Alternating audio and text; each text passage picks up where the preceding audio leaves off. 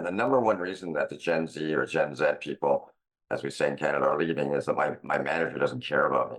So the lack of empathy is absolutely dramatic in the workplace.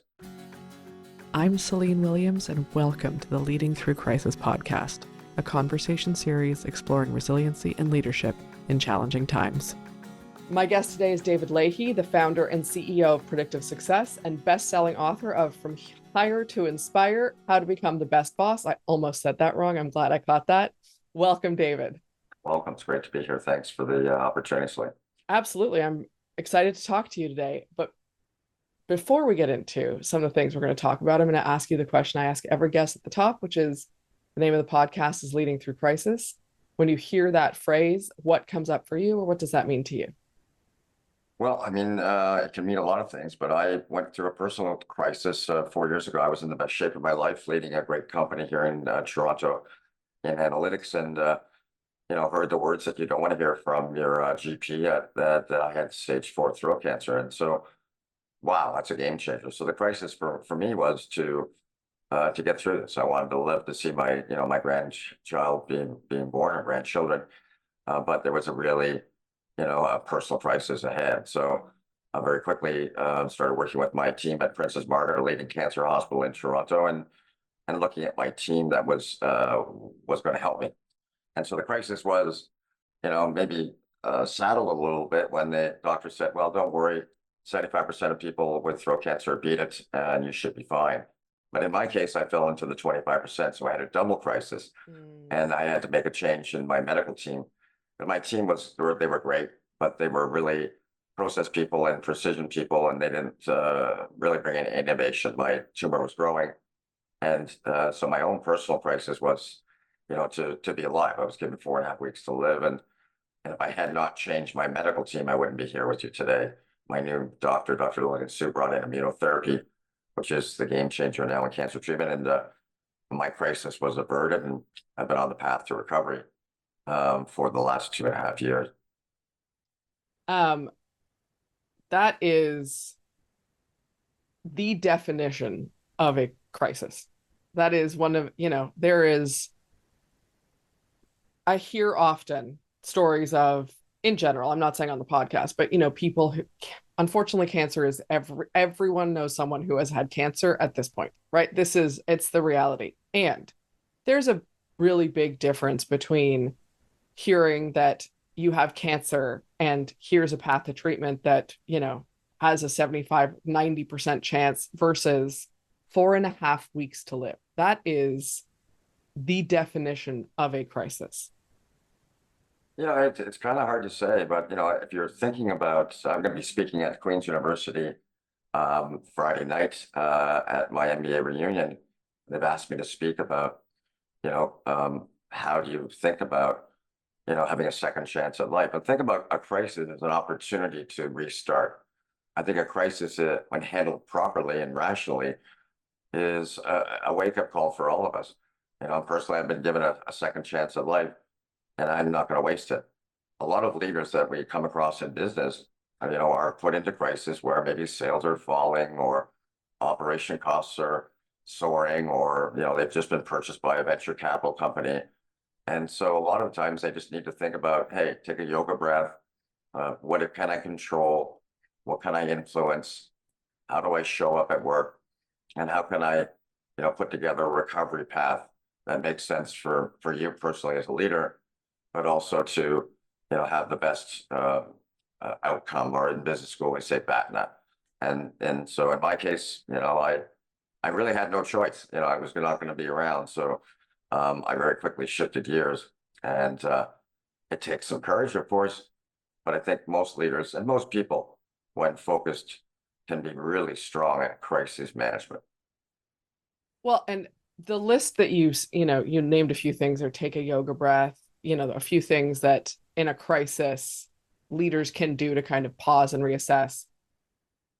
I'm curious how many of I assume that a number of those you use personally in your moment of crisis, but is there anything else that you found worked well for you when leading through crisis or managing a crisis, whatever, sometimes we're not leading, we're managing temporarily. or you've seen work that you think, I wish more people did that, or there was more of that when it comes to managing and leading through change? Well, I think a lot of it can be done by, you being centered and say, this too will pass. Uh, I had a phrase during my cancer recovery journey that faith versus fear. And if we have faith in who you are as a leader, obviously as a leader, you've earned the respect to get selected to this position, be a CEO or a director or VP of sales, whatever the role is. You got there because of your hard work. And, you don't all of a sudden forget that or all of a sudden get dumb, as my old boss at Microsoft would say. And so how do I, what is the path that I want to get on? And in my case, is how is the recovery going to be enhanced by more objective thinking? In my healthcare situation, I needed someone who was more innovative and someone who understood immunotherapy. And so I had to go and get that level of knowledge and put them on my medical team. But a lot of leaders could really be smart in looking at crises and leveraging analytics and data, because data is objective. You see a lot of talk of late. There's even an article in the Wall Street Journal this week that the next CEO might be AI powered, and a general manager underneath to execute. And what they meant by that article and where AI can help us is it can be bringing rational thinking into slowing down our pulse to make decisions that are not optimal. All of us have different personalities, and sometimes those personalities can put us in harm's way. We did a study in Quebec just last month of the top 500 entrepreneurs at a CEO summit. And the consistent personality analytics profile, and that's what we use at Predictive Index to measure it, was very assertive and very tenacious and very impatient.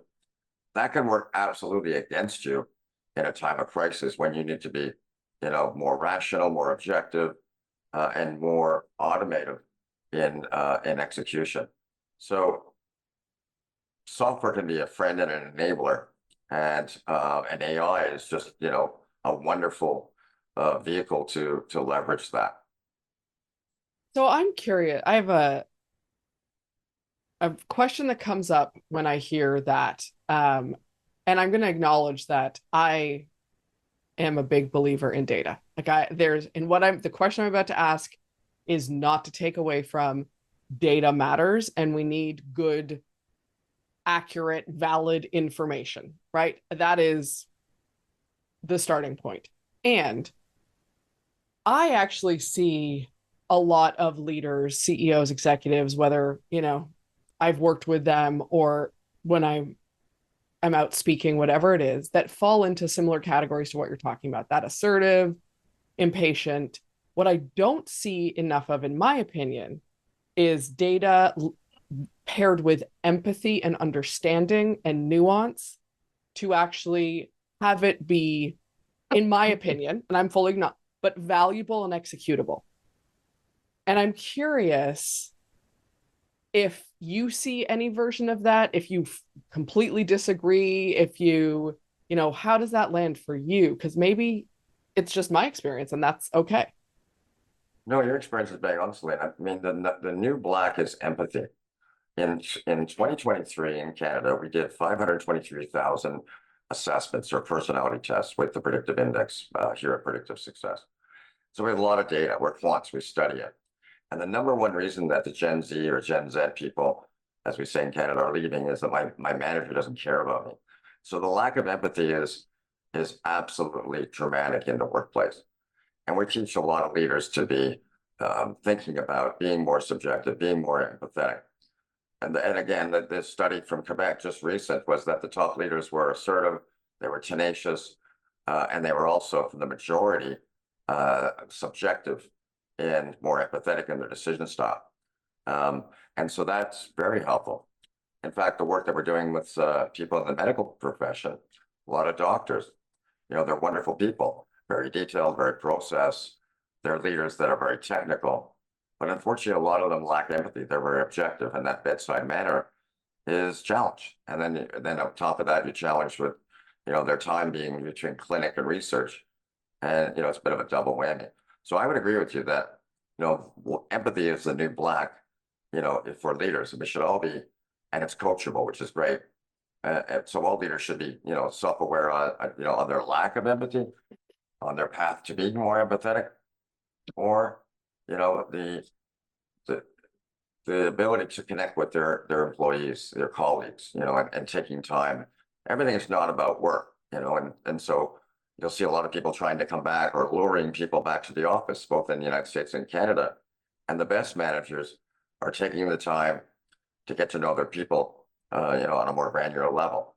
In our case, the use of analytics like the predictive index has been very helpful because it's a roadmap of how to coach, how to lead, how to communicate with that direct report, and that shows empathy, which is a real strong piece of creating a trust deposit at work, which increases engagement and lowers turnover. So I think that I appreciate your perspective on that. I just want to acknowledge that I appreciate your perspective on that. And I'm glad, for lack of a better way of saying it, to hear that I'm not crazy in the balance of data and empathy. The balance needs to be there. Yeah. And I'm curious. So I think there's lots of times where in the workplace, especially, because people have KPIs to hit, or they have goals that they need to meet, or they, productivity, whatever the mantra is. I think there are lots of times where empathy and understanding gets pushed to the wayside, to the side. It just doesn't, people stop leaning on it, thinking about it, using it, whatever you want to say. And I know you've done some work on navigating layoffs with empathy. I know you've done some work on where empathy shows up, and I'm curious if you can talk a little bit about that, because layoffs is a great example, but I think there's it's a place that's a big topic right now. Lots of layoffs are happening, North America especially, but around the world. And empathy it kind of becomes like this is business, this is just what we do, which is.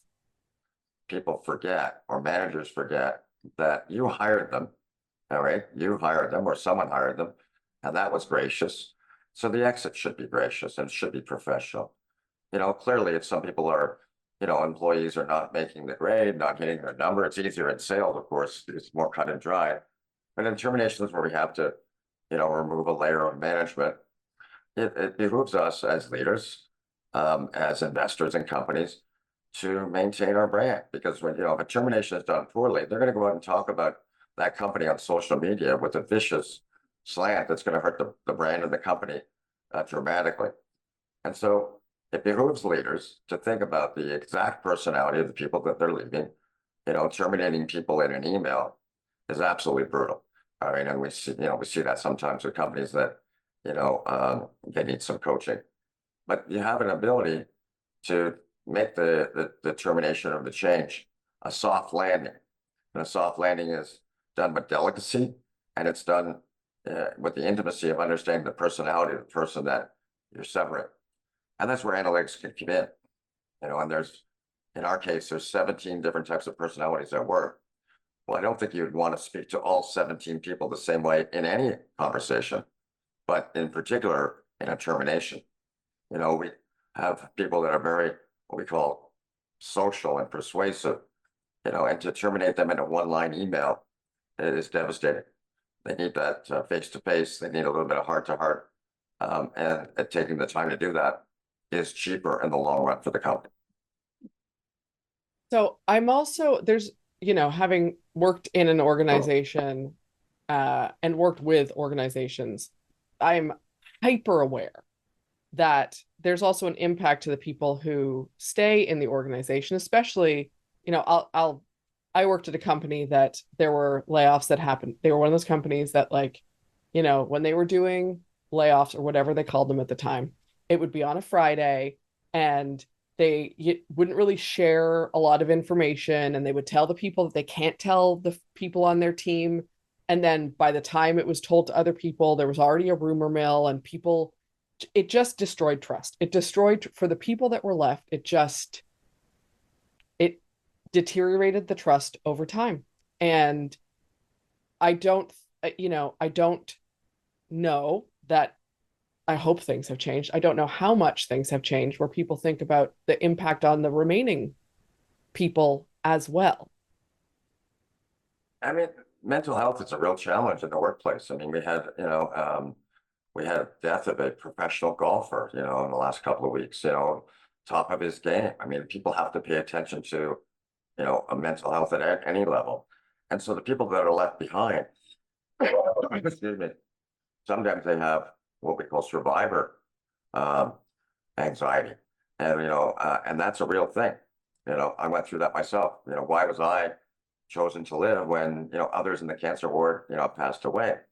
But I think the reality is that when we have, the dream team or a great team, and we have a manager that leads from the world of the employee, and a manager that or leader that is transparent, a manager that leader that is empathetic, takes the time to get to know the individual, on a personality way, and using analytics as a wonderful vehicle to do that. You create so many trust deposits that when you need to take one and use one, such as a termination, it is accepted, and there's business reasons why we have to right size this group. And when they're shared in a transparent way, it makes sense, and it's understood. But when it's done, in silly ways, or in non-transparent ways, it has disastrous outcomes. I remember a time when I was at Microsoft, and for whatever reason, the president of Microsoft Canada, he was terminated, by the way, did not like the VP of Sales, Randy Lennon is his name, and made a decision to terminate him in front of all employees with 2 security guards walking him out. The ultimate walk of shame. What that did for trust at Microsoft and financial services was devastating. You had several leaders leave. They went to other organizations. And that ultimate decision cost Microsoft at the time millions and millions of dollars in lost productivity. I mean, that would be an example of what not to do, of course. Yeah. I bet, that president, I won't say his name, was terminated, or as we like to say, promoted to customer. But, that's not how you would do it. There are reasons why we have to contain costs. And when you have a team that has been built properly, people will understand. Transparency is one of the vehicles. And the second vehicle would be to do it with a prescribed process, so that we're really being real with each person based on their own personality. So there will be a point to the story. I saw something on social media recently that was a woman who got an email, an invite on her calendar, realized that, she was like, I think I'm being laid off, and filmed herself during the call. It was a virtual call. Yeah, that was great. And okay, so, and I was going to say, and I was, what was said to her, what you could hear, they bleeped out all the names, they bleeped out the specifics, but what was said in terms of acknowledging the situation and why this was happening and the impact on the business. And, her role was one of the, I heard that and I thought, even though it's virtual, which can be harder, the way that HR person or whoever it was that navigated that, I thought that was really well done. There was a real level of empathy and transparency and, giving this young woman space to kind of go through whatever and hear what was being said. I'm curious because I'm saying this because I saw that and I was like, why do so many organizations struggle with transparency in moments like this and feel the need to make it like all business? This is just the way it is, which it still happens. And I'm curious your perspective on that. I love that you saw that as well. And why the resistance? Well, I like to look at all organizations as, the manager should be involved in the hiring process, obviously. And in that video, it should have been the hiring manager that was there. And the termination was by an HR director and colleague. So that was a miss for me. But the companies can really, reduce the negative impact by having that manager there at that meeting. And avoiding that is a huge miss. It does not lead to open communication. It does not help retain employee engagement. And it's a real challenge. I think a lot of managers can be upskilled. So what we find is that, Gardner suggests that analytic training is really strongly advised for leaders so that they're aware of how to use objective data to manage better, to lead better, and to coach better. And that helps us in all conversations, terminations as well as promotions, as well as, redirections. And we see that managers, in the year ahead are going to be asked, the remaining managers are going to be asked to do even more. And so it behooves companies to invest in those leaders, to train them up to use analytics, to be better at those conversations, to be better at the coaching, big C or little c coaching. And analytics is a foundation that, we all have unique personality styles, personality drives and behaviors and decision-making style and energy level. And in our case, the predictive index is that base. So that we train leaders now more than ever before to be self-aware, to understand themselves under stress or in conflict or in crisis, and how to get to the level of what we call most effective influencing plateaus with our colleagues, with transparency, so that managers now are trained to share their own personality profile with their colleagues, so that they know, the style that will be ahead of them. I think when you reduce drama at work, everything gets better. And I think when you have coaches or leaders that take the time to get to know their employees, that leads to more productive conversations. And and in the event of a termination, it just becomes an easier discussion for both the employee and the leader. I love that you said that. A lot of the work that I do is around, productive or constructive conversations versus destructive conversations. Sure. And yet focusing on, tailoring and understanding and coaching how you communicate is imperative. And so many people, I'm not saying everyone, but there's still a lot of people who are resistant to the concept because it, quote unquote, takes more time. It takes longer if you have to, get to know them and tailor and take the time. And sure. And I'm curious, because I imagine you also hear that sometimes is like, oh, it's so much more work and time. How do you speak to that when you hear whatever version of that you hear? We have some of the fastest growing companies in North America that have said, so they're growing. So they've got very little time. I've got one company, Kraft Heinz, and the meetings have to be 30 minutes or less, for example. And they've hired us to help them become more innovative. And so if you can communicate to someone from their world and understand their agenda, we've found that can cut the meeting event in half. So if I can and increase the effectiveness by more than 35%. So taking the time to be analytically aware of what buttons to push, behavioral analytics as a vehicle, actually saves companies time. Some of the very best companies in Canada have been doing this for years. I looked at the work that we're doing with TELUS, and wonderful company, and they have trained their managers to be analytically aware for over 5 years. It actually is an accelerator. I think a lot of time we get so caught up in the quarterly results and the daily results and our Zoom meeting, going from Zoom to Zoom to Zoom, and not adjusting our style, and so one of the best leaders I ever had at Microsoft said to me, you've got 8 or 9 meetings to get today in Outlook, for example. Do you adjust your personality style to the style of the person you're trying to influence, or are you powering through the day from your style?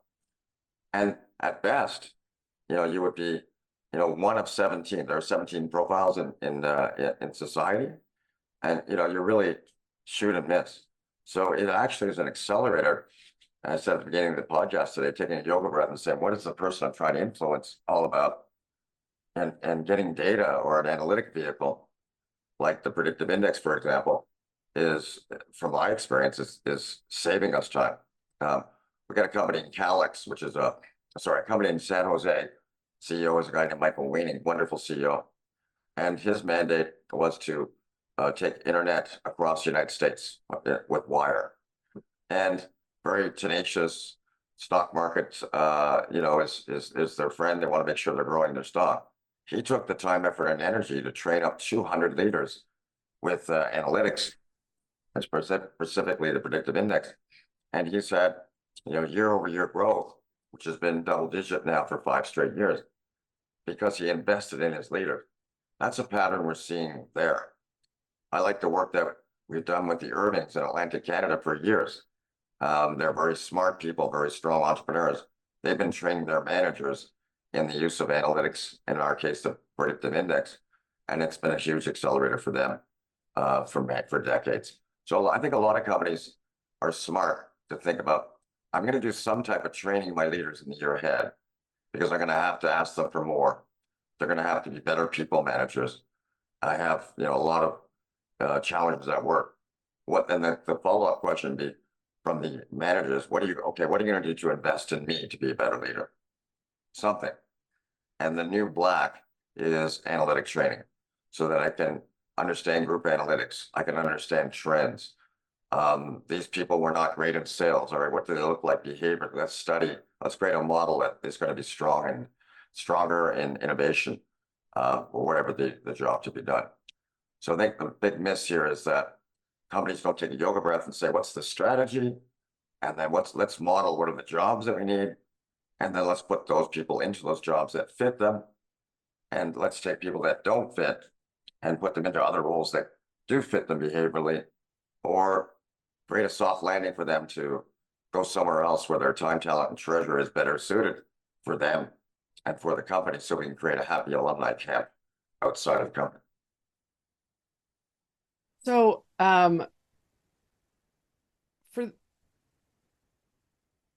I imagine if I'm a leader in an organization and I'm listening to this and I'm thinking, this sounds great, and there's, no chance my company is ever gonna want to do something like this, and that's just the reality of where I'm at right now. What can an individual who might find themselves in that position, what could they do, or what can they take away from this for themselves to start to make changes, or to find more of that balance of data and empathy and all of these things that we're talking about? Well, they can always read my book, which all the proceeds go to Princess Margaret, and it's on Amazon, From Hire to Inspire. So that, there's a lot of stories in there, as one thing. But I think that if you're with a company that will not invest in you and your development as a leader, that's a red flag. I mean, there are a lot of opportunities out there for, employees and leaders to make their own choice. But having to take control of your own training, can be an option. Are you self-aware? So if you go on our website, predictivesuccess.com, all the listeners of this podcast will be given a free self-awareness survey, for example. We'll do that, and we do that all the time. And so that's our gift to you today. Thank you for taking the time to chat with us today. There will be links to your book in the show notes. There will be links to the website for people to check out. I highly recommend you go and take that self-awareness test. And I really appreciate you sharing your story as openly as you did as well, because I know that it's a personal story, and not everyone is always open to that. So thank you for sharing, because it's impactful when people know that you too have gone through crises, because we all do at some point. My pleasure. I'll send you a link, or Alyssa will send you a link as well to try. And Selena, if there's anything else we can do for you down the road, just stay in touch. You did a really great job today. Thanks for joining me today on the Leading Through Crisis podcast. If you enjoyed this conversation, please take a minute to rate and review us on your podcast app. If you're interested in learning more about any of our guests, you can find us online at www.leadingthroughcrisis.ca.